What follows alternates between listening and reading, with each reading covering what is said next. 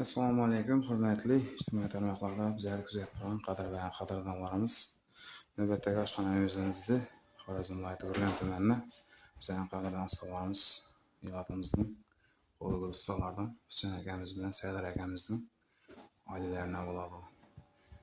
Yana bir xonadonning quvonchini sherik bo'ldi, xudo xolasa.